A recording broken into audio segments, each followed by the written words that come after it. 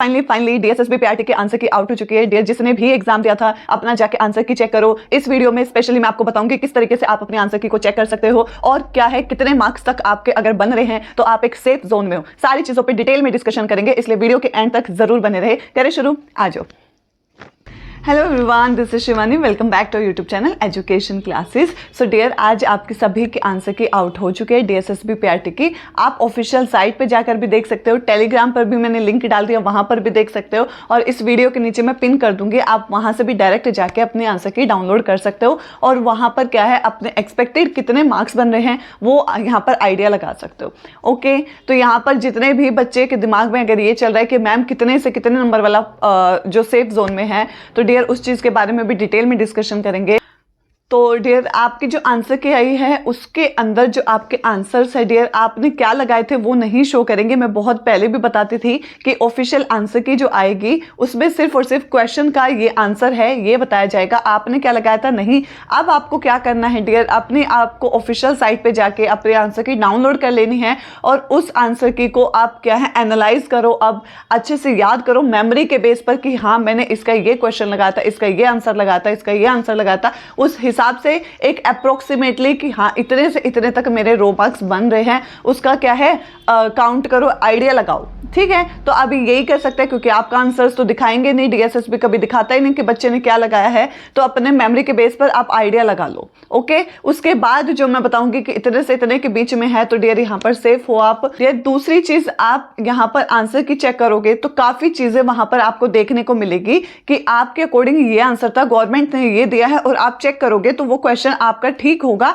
और गवर्नमेंट ने आंसर उसका गलत दिया है। तो डियर यहाँ पर आपको क्या करना, आप ऑब्जेक्शन लगा सकते हो। ऑब्जेक्शन लगाना क्या है, लगाने की एक प्रोसेस होती है डीएसएसबी में। ऑब्जेक्शन के डियर मार्क्स पैसे नहीं लिए जाते हैं, आपको क्या है ऑब्जेक्शन यहाँ पर अप्लाई कर सकते हो। किसी भी क्वेश्चन पे आपको डाउट लग रहा है तो आपको क्या करना है, इसकी एक प्रोसेस होती है, मैं अब वो प्रोसेस बताती हूँ आपको। सबसे पहले आपको क्या है ऑफिशियल साइट पे जाके आप अपने आंसर की डाउनलोड कर लो। उसके बाद आपको जिस भी क्वेश्चन में डाउट है उस क्वेश्चन को यहाँ पर क्या है, जिस भी क्वेश्चन में आपको डाउट है उसी के नीचे ऑब्जेक्शन लिंक लिखा होगा, ऑब्जेक्शन वाला फोल्डर उसको दबा दो। उसको जैसे ही क्वेश्चन को आप ऑब्जेक्शन वाले पे टैप करोगे डियर उस क्वेश्चन के नीचे आपको यहाँ पे इतना स्पेस दे दिया जाएगा जिसके अंदर आपको एक मतलब ऑथेंटिक जहां से इंफॉर्मेशन है कि हाँ ये क्वेश्चन उनका गलत है, लाइक एनसीईआरटी हो या जो भी एक वैलिड बुक है, वहां से एक फोटो लेनी है कि हाँ देखो यहाँ पर हमारा आंसर ठीक है, वहां पर उसको फोटो को अपलोड कर देना है और ऑब्जेक्शन को लगा देना है। कोई पैसा नहीं है, और अगर आपको किसी भी क्वेश्चन में डाउट तो डेफिनेटली ऑब्जेक्शन लगाना। अब यहाँ पर थोड़ा सा कट ऑफ के बारे में बात कर लेते हैं कि बच्चों ने यहाँ पे डाउनलोड कर लिया और एक्सपेक्टेड अपने काउंट कर लिए। तो डियर अगर आप जनरल के बच्चे हो ना, और अगर आपके हिसाब से मेमोरी के बेस पर आपने यहाँ पर अपने जो मार्क्स काउंट किए हैं वो 150 से लेके 150 से लेके 160 तक है, तो डियर यहाँ पर क्या है आप एक सेफ जोन में हो। अपने डॉक्यूमेंट्स की अब तैयारी करना शुरू कर दो, कंप्लीट करना शुरू कर दो, यहाँ पर एनसीटी सर्टिफिकेट बनवाना शुरू कर दो। दूसरी चीज, यहाँ पर कोई बच्चा ईडब्ल्यूएस का है तो डियर 140 से 150 के बीच में आ रहे हैं तो आप एक सेफ जोन में हो, तो यहाँ पर रिलैक्स हो जाओ थोड़ा सा। इसके बाद ओबीसी देखो तो मैंने आपको बताया ओबीसी यहाँ पर 135 से लेके 145 तक जिस बच्चे के आ रहा है ओबीसी के अंदर वो यहाँ पर ठीक है, सेफ है, क्योंकि डियर जो डीएसएसबी का पेपर एकमात्र ऐसा है जहां पर ओबीसी की कट ऑफ जनरल से बहुत कम जाती है। ठीक है, लेकिन यहाँ पर वैकेंसी भी मैटर करती है, वैकेंसी कम है तो ज्यादा फर्क नहीं देखने को मिलता है, लेकिन अगर अच्छी खासी वैकेंसी है तो डिफरेंस काफी होता है। एससी एसटी में एससी की थी 130 से 140 के बीच में जिस बच्चे के मार्क्स बन रहे हैं डियर वो सेफ जोन में है। उसके बाद एसटी है 120 से 130 के बीच में यहाँ पर बच्चे बन रहे हैं। ठीक है, तो यहाँ पर हमारी ये सेफ मार्क्स है कि इतने से इतने के बीच में है, तो आप एक सेफ जोन में अभी खड़े हो। ओके, तो यहाँ पर अपने डॉक्यूमेंट्स को तैयार कर लेना। यहाँ बच्चे मेरे को बोल रहे थे कि मैम ई डोजर के अंदर कौन कौन से डॉक्यूमेंट लगेंगे, तो डियर मैं एक वीडियो बनाकर उसके अंदर जो जो भी आपके डॉक्यूमेंट्स लगेंगे उसकी लिस्ट आपको बता दूंगी।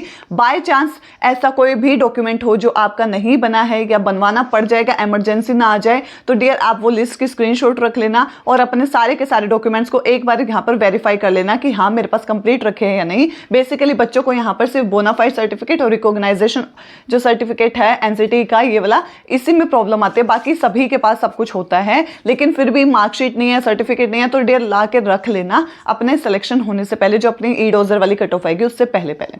ओके, तो ये चीज है। दूसरी, हाँ मैंने ऑब्जेक्शन आपको बता दिया, ऑब्जेक्शन कैसे लगाना है डियर, वो फिर चेक करेंगे कि हाँ बच्चे ने इस क्वेश्चन पे बहुत ज्यादा ऑब्जेक्शन लगाए, तो मे बी इस क्वेश्चन के अंदर कुछ ना कुछ डाउट है। और दूसरी चीज, यहाँ बच्चा बोल रहा था कि मैम हमारे में ना मैथ्स के कुछ क्वेश्चंस दिख नहीं रहे थे, प्रिंट आउट मतलब प्रिंट का इशू था। तो डियर उनके लिए भी मैं बता दूं कि ज्यादा टेंशन लेने की नीड नहीं है। अगर ये सभी बच्चों के साथ हुआ है तो यही टेक्निकल इशू था जिसका गवर्नमेंट को बोनस मार्क्स देना ही पड़ेगा। वो आपका आंसर में आपके जो मार्क्स है नॉर्मलाइजेशन में ऑटोमेटिकली ऐड ऑन हो जाएंगे, उस चीज के लिए निश्चिंत रहो। ठीक है, चीज डियर मैं पहले ही बता दूं, अगर आपको जो मैंने ये सेफ स्कोर बताया इससे आपके कम बन रहे हैं मार्क्स आपके हिसाब से, कि आपने आइडिया लगाया कि मेमोरी के बेस पे मुझे इतने लग रहे हैं, अगर जितने मार्क्स मैंने बताया उससे कम है, डियर यहाँ पर हताश नहीं होना है, बिल्कुल भी हताश बिल्कुल होना नहीं है। क्योंकि एक पेपर डिसाइड नहीं कर सकता कि आप इन फ्यूचर क्या करोगे, कुछ नहीं कर सकते, ऐसा कुछ नहीं है। मैंने यहाँ पर बहुत मेरी फ्रेंड्स हैं जिनका पीआरटी नहीं हुआ, टीजीटी क्लियर पहली बार में हो गया। तो यहाँ पर ये नहीं है कि आप पीआरटी नहीं कर सकते तो उससे बड़ा कर ही नहीं सकते, उससे बड़ा कर, ऐसा सोचो लाइफ में जो होता है बहुत अच्छा होता है। मे बी पीआरटी आपके लिए बना ना हो, यहाँ पर उससे बड़ी चीज भगवान आपको देना चाहता है। अगर आपको यहाँ वो दे देते तो आप यहीं स्टॉप हो जाते। इसलिए अपने माइंड में पॉजिटिविटी रखो कि इससे भी बड़ा मुझे मिलने वाला है, इसलिए मुझे ये छोटा नहीं मिला। ये सोचकर आगे बढ़ोगे तो लाइफ में हर चीज में सक्सेस मिलती जाएगी डियर। ठीक है, अभी आप एक फेज में हो जहां पर आप पढ़ाई में बहुत कंसंट्रेशन कर रहे हो, अब ढील नहीं देनी है। अपने क्या है आगे से आगे पेपर की तैयारी करते रहो। अगर आप पीआरटी हो तो टीजीटी के एग्जाम्स दो, अगर आपने बीएड कर रखा है, सीटेट 2 दे रखा है, तो आप टीजीटी के फॉर्म फिल करो और डेडिकेशन से तैयारी करो। यहाँ पर हो सकता है पीआरटी ना हो लेकिन टीजीटी बच्चे का हो जाएगा। ठीक है, तो यहाँ पर हताश नहीं, मेहनत करो दबा के। मेहनत ही है जो आपको एक दिन सफलता जरूर देगी। मेहनत जो जितनी मेहनत करेगा उसको उतना ही रिजल्ट मिलेगा। आज जो रिजल्ट आएगा ना वो आपकी मेहनत का नतीजा है। जिसने जैसी यहाँ पर मेहनत की है उसको आज वैसा ही रिजल्ट मिल जाएगा। ठीक है डियर यहाँ पर आप सभी बच्चे अपने आंसर की देखने के बाद, ये देखने के बाद कि कितने से कितने वाला सेफ जोन के अंदर है, आप आइडिया लगा लोगे कि हाँ मेरे इतने से इतने के बीच में बन रहे हैं। तो मुझे कमेंट बॉक्स में सभी कमेंट करके ज़रूर बताना कि मैम ये आंसर की देखने के बाद ये मैंने सही सोच रहा था, ये गलत है। ऐसे हो जाता है, आप क्वेश्चन पढ़ोगे ना आपको आइडिया लग जाएगा कि मैंने ये लगाया था। बिल्कुल डेफिनेटली, चाहे बच्चा पहले दिन वाला हो, रिसेंट में पेपर हुआ है, सभी कुछ याद होगा। अभी ऐसा नहीं है याद नहीं होगा। तो आप लोग एक अनुमान लगा के अप्रोक्स कि हाँ यहां से यहां मेरे बन रहे हैं, और मुझे कमेंट बॉक्स में जरूर कमेंट करना। मैं पर्सनली यहां पर क्या है आपका रिप्लाई करूंगी कि हाँ आप एक सेफ जोन में हो या नहीं। तो यहां पर अब देखो ऑफिशियल आंसर के भी आ गया। अब इसके बिहाफ पर कट ऑफ का आइडिया और अच्छे से क्लियर हो जाएगा। इसलिए आप सभी यहां पर अपने अप्रोक्सीमेटली कि मैंने इतने अटेम्प्ट किए थे वो तो आपने मुझे बता दिया लास्ट वाली वीडियो में। अब ये देखो कि मैम मेरे हिसाब से कटने के बाद अब रो मार्क्स मेरे इतने बन रहे हैं। तो डियर यहां पर जरूर लिखना। उसके बाद क्या है हम इसके बारे में और डिटेल में डिस्कशन करेंगे। तो ये छोटी सी इंफॉर्मेशन आप सभी को देनी थी। आई होप आप सभी को ये यूजफुल रहेगी। ठीक है, और अगर आपको ये वीडियो पसंद आई तो प्लीज लाइक और अपने फ्रेंड्स के साथ शेयर जरूर करना, और चैनल को सब्सक्राइब करना बिल्कुल मत भूलना। मिलते हैं अपनी नेक्स्ट वीडियो में, तब तक के लिए thank you so much for watching.